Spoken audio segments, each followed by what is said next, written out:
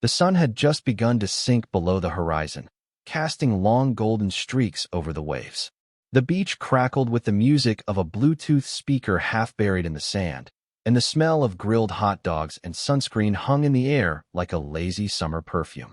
Martin leaned back in his folding chair, a half-full beer in hand, and watched as Lily danced near the fire with her friends. Her loose white cover-up fluttered in the wind, and her laughter pierced through the rhythmic sound of the ocean.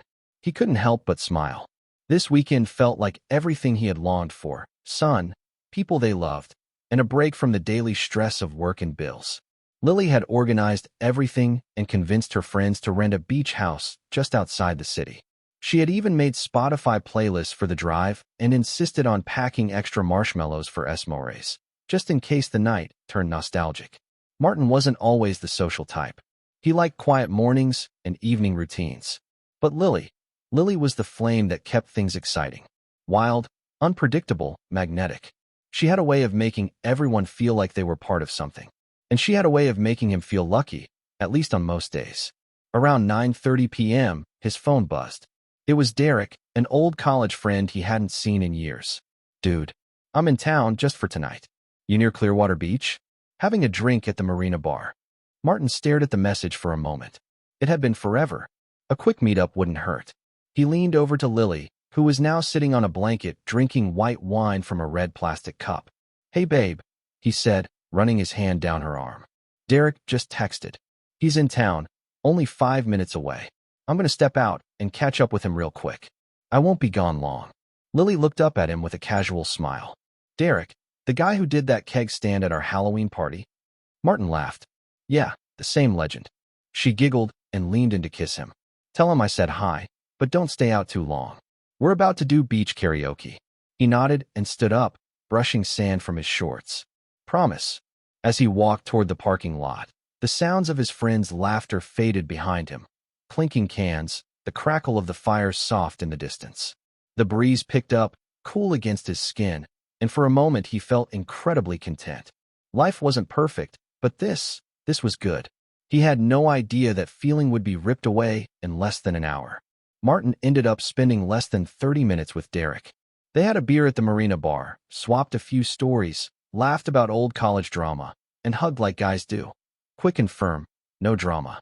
Derek had an early flight in the morning, so they kept it short. Martin appreciated that. When he returned to the beach, the stars had completely taken over the sky. A crescent moon hung like a silent observer over the water, casting a silver shimmer across the waves.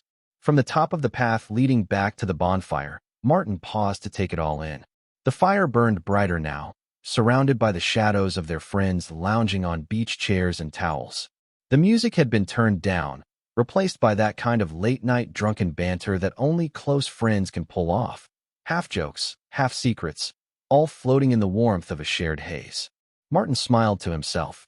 He loved seeing Lily like this, alive, in her element, the center of the group, a drink in hand, that mischievous spark in her eyes. He took a few slow steps down the sandy path, still far enough to be hidden by the darkness.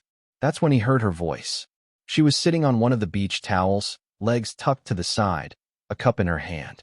Beside her were Jan, Milo, and Brendan, close friends she'd known even before she met Martin. They were all slightly tipsy, their faces glowing in the flickering firelight. Okay, wait a sec," said Lily between drunken giggles. "Can we be honest for a moment? Like, really honest?" Jen leaned forward with a grin. "Oh, here it comes." Martin stood frozen in place, smiling and curious, waiting to hear what she would say. Lily was known for this, brutal honesty when drunk. It was part of her charm. She held nothing back. "Promise you won't tell anyone?" she asked in a mock whisper. The group leaned in, laughing. "No promises," said Brenton, raising his beer. Martin chuckled quietly to himself. He loved her like this, unfiltered, raw, real. He couldn't wait to step into the circle, wrap his arm around her waist, and tell her how much he loved this version of her. But then her next words came out smooth and loud, cutting through the sound of the fire and the sea, and everything changed. He heard her laugh and then say, "I mean, come on, I've never actually had an orgasm with Martin." Martin blinked. "Wait, what?" He stood still in the shadows, suddenly unsure if he'd heard her right. But the others had heard it too. Their reactions hadn't kicked in yet, but his had. It was like the warmth was sucked out of the air. His fingers clenched at his sides, his feet sank into the sand. And the worst part, she didn't stop. The wave hadn't crashed yet, but it was building, and Martin, standing there with a lump in his throat, knew that whatever came next was going to hit like a storm. Lily took a long sip from her cup. Her cheeks were flushed from wine and firelight. Her eyes sparkled with that wild energy she always got after a few drinks. Unrestrained, bold, the kind of high that made her forget the weight of her words. She waved her hand dramatically in the air and said it again, like she was delivering the punchline of an inside joke. I mean, seriously, never. Not even once. I have to fake it every single time. The poor guy thinks he's a sex god. Bless his heart. The group burst into laughter. Jen slapped her thigh and nearly choked on her drink. Lily, no? You're cruel. Brenton raised his eyebrows. Damn, Lily. That's harsh. Milo leaned back, eyes wide. Martin doesn't know that. Lily shrugged and grinned. God, no. He's always so proud afterward. Asked me if I felt it. Dude. She burst out laughing and shook her head, which sent another round of laughter through the group. Martin didn't move. He just stood there, his feet buried in the sand, as if the tide might pull him away if he dared to lift them. He couldn't clearly see her face from where he stood, but he could hear every word. Every single one cut through the sound of the waves like glass.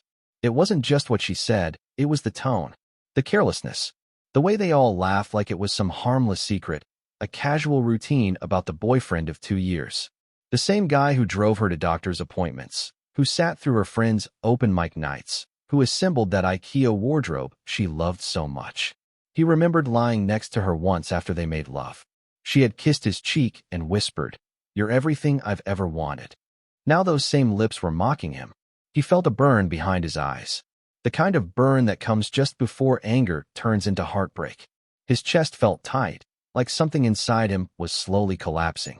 He wanted to turn away, vanish into the night, and pretend he had never come back early. But part of him needed to see, and needed her to see him. Some things, once they're broken, have to be witnessed, and she was about to find out. The laughter around the fire was still in full swing when Martin finally stepped forward. He didn't stomp or shout. He didn't announce himself. He simply walked, slow and steady, into the orange glow of the bonfire. His expression was unreadable, the kind of silence that makes people fall quiet without knowing why. Brenton saw him first. The grin slid right off his face. Hey man. The laughter died mid-breath. Jen's mouth stayed half open.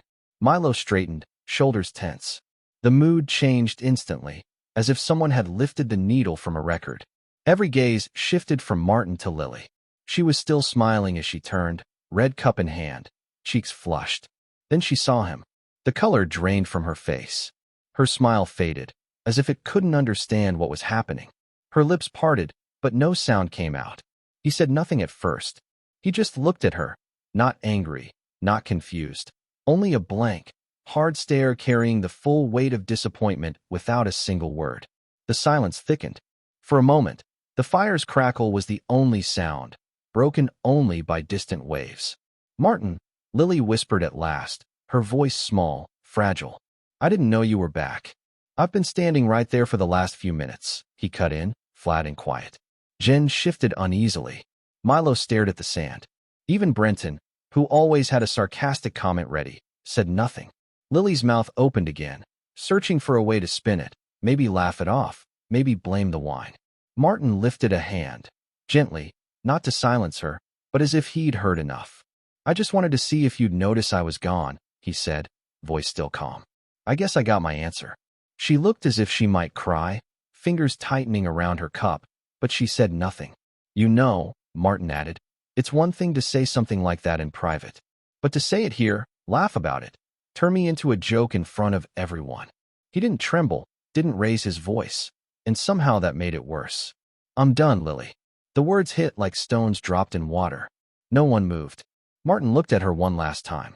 For a moment his expression softened, as if mourning what might have been. Then he turned and walked away, past the fire, past the towels, past the faces that suddenly didn't know where to look. Lily didn't follow. She just sat there, surrounded by friends who now saw her differently, her own words echoing louder than the waves. And the silence that followed wasn't like before. It was shame. Martin didn't look back.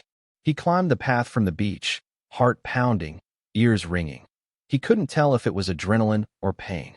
The bonfire's glow shrank behind him, swallowed by the night.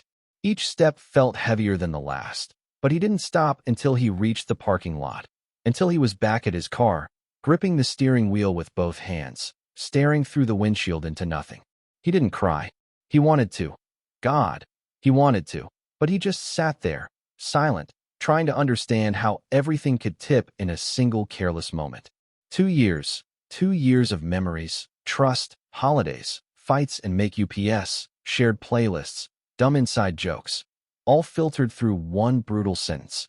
I've never actually had an orgasm with Martin. The words looped like poison.